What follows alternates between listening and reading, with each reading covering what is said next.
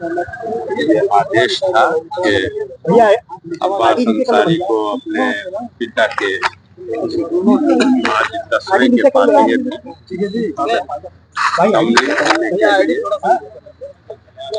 व्यवस्था किया जाए। उस क्रम में आए थे, फातिया हुआ, मजार पर आए, फूल की चादर चढ़ाए, मिट्टी डाले और रुखसत हो गए गाजीपुर जेल के लिए। फिर कल ईद का त्योहार है तो किसी को बताना नहीं है, सारे हिंदुस्तान में है, एक ही दिन है हो रहा है, कोई कंफ्यूजन भी नहीं है। अब ऐसे परिवार में जहाँ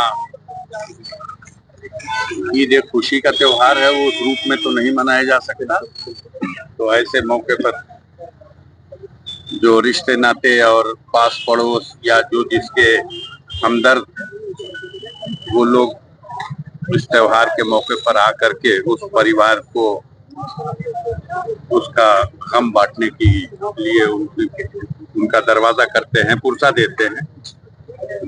तो इसके लिए भी हमने कल ही निवेदन कर लिया था। क्षेत्राधिकारी मोहम्मदाबाद साहब जब आए थे, पुलिस अधीक्षक महोदय के एक पत्र को ले लिया था कि कैमरा है ना, कैमरा तैयारी में थे और सारे अपने कार्यालयों का उद्घाटन किया। आप लोगों ने भी दिखाया कि वो लोग कह रहे हैं कि हमारा कैंडिडेट न हो तो क्या हो, हमारा कैंडिडेट कमल का फूल है। अब तो कैंडिडेट का नाम भी आ गया, ठीक है। आपके लिए प्रत्याशी एकदम से एक नया चेहरा आया है, प्रत्याशी था या फिर आपको लग रहा था कुछ इसी तरह की? आप बीजेपी के लोगों से पूछिए कि उनके लिए भाई जो तरीका सुना जाता है आदर्श की बात, बड़ी लंबी प्रक्रिया होती है, लोगों को टिकट मांगने की लाइन में लगना पड़ता है, फिर छठे छटाते कुछ दिनों पहले मालूम हुआ कि 3 लोगों का नाम पैनल मांगा गया। अब पता नहीं 3 का गया या 13 का गया। वो बेचारे खुद ही कह रहे हैं कि हमने मांगा ही नहीं, हम टिकट प्राप्त करने के दावेदार नहीं थे। तो ये तो देने वाले की दरिया दिली है कि न मांगने वाले को भी दे रही है। बिना मांगे मगर मैं इस पे क्या टिप्पणी कर सकता हूँ? मैं आप ही लोग चर्चा कर रहे थे कि वो जा रहे हैं, आप लड़ने आ भाई साहब चुनाव वाले खास तौर से चर्चा कर रहे थे एक कैंडिडेट की।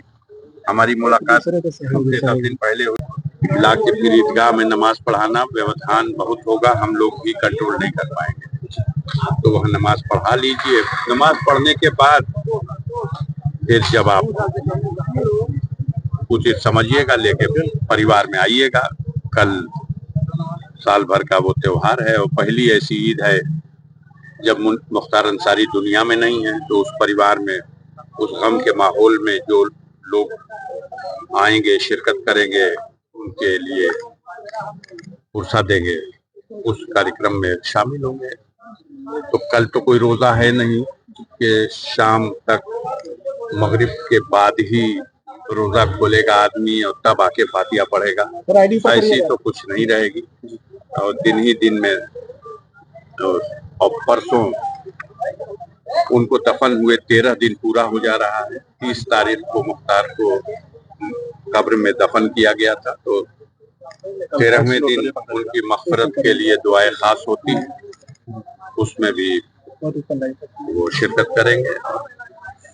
रात का वक्त तो जेल में ही, जैसा कि माननीय सर्वोच्च न्यायालय ने कहा है, हम लोग कोशिश में हैं कि जो माननीय सर्वोच्च न्यायालय का आदेश हुआ है और हमारे वकील ने अपनी पूरी बात रख दी है और राज्य सरकार की ओर से जो उनके वकील हैं उन्होंने भी अपनी पूरी बात कर दी है, और माननीय सर्वोच्च न्यायालय ने जो आदेश दिया है उस आदेश के क्रम में इन 3 दिनों के लिए अब्बास को अपने परिजनों से मिलने का, पहले दिन तो फातिये में सम्मिलित होने का, बाकी दोनों दिनों में एक दिन ईद की तकरीब और तीजे की जो 13वें दिन का तीजा है उसकी तकरीब, उसमें उनको शिरकत करने के लिए और माननीय सर्वोच्च न्यायालय के आदेश को अगर किसी तरह से तोड़ने मरोड़ने समझने समझाने में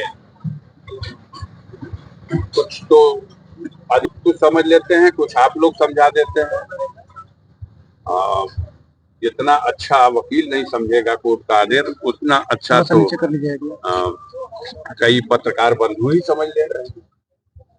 तो उसको समझाइएगा, हम लोग कोशिश करेंगे कि अपनी तरफ से कोई शिकायत का मौका न दिया जाए और माननीय सर्वोच्च न्यायालय ने जो आदेश किया है उसका अक्षरशः पालन किया जाए। और यदि उसको ट्विस्ट करने तोड़ने मरोड़ने और किसी और तरह से घुमाने की कोशिश की गई तो हम आपसे क्या कहें, हमें जो कहना होगा हम सर्वोच्च न्यायालय में। आपने कहा था कि अब बढ़ रहा हूँ, आपको तारीख नहीं बताऊंगा कि आप पहले ही से वहां खड़े हो जाइए जाके कि होने न पाए जमानत, लेकिन उम्मीद करता हूं इसी अप्रैल में। कोई मुकदमा नहीं है, एक मुकदमा है गाजीपुर से एक सज्जन ने पहले कभी उन्होंने हमसे हमारी जमीन या हमारी प्रॉपर्टी हमें दबाव में लेकर के लिखवा लिया था, तो उसमें बाकी अक्यूज की बेल हो गई है, उनकी भी बेल हाई कोर्ट में पेंडिंग है। हम उम्मीद करते हैं हो जाएगी, कानून है ना। तो दूसरा वो है जिसमें उनकी पत्नी मिलने गई थी तो बताया गया मुकदमा कायम करके कि मुलाकात के लिए जो प्रक्रिया परमिशन की होती है वो पूरी नहीं हुई थी, इसलिए उनको भी बंद कर दिया। उसके इनको भी, उसमें भी सारे लोगों की बेल हो चुकी है, चाहे जेल अधिकारी रहे हों, चाहे उनकी पत्नी या उनका ड्राइवर या जो अकेली इनकी बची है वो भी जिस दिन कोर्ट में नंबर पे आ जाएगी वो भी बेल होगी। अब एक केस बचता है सिर्फ और वो है ईडी का। तो माननीय सर्वोच्च न्यायालय ने ईडी के तौर तरीकों को कि बहुत लंबी अवधि तक किसी को आप जेल में नहीं रख सकते, उसके लिए आपको अपनी न्यायिक प्रक्रिया को पूरा करना चाहिए। आपको पता ही होगा, आप लोग तो बड़े वरिष्ठ पत्रकार हैं, ईडी के जो मामलात हैं जो मनी लॉन्ड्रिंग के होते हैं वो किसी के लिए सर्वाधिक सजा 7 साल की है और 1.5 साल से तो वो जेल। उनके ऊपर मनी लॉन्ड्रिंग का कितने का केस आप अनुमान बताइए? 200, 400, 700, 1000, 2000, 5000 करोड़ का नहीं है, 4 करोड़ रुपए का। और अभी 4 दिन पहले संजय सिंह को पूरा स्कैम तो कई 100 करोड़ का है, लेकिन संजय सिंह के जिम्मे ईडी ने कहा कि 2 करोड़ का कम से कम मुनाफा इनके खाते से में गया। और 2 करोड़ वाले पे जब सुप्रीम कोर्ट रहम कर सकता है तो 4 लाख वाले पे भी कुछ उम्मीद रखते हैं, तो उसमें भी इसीलिए कह रहा हूँ बेल करा परमानेंट। जी सर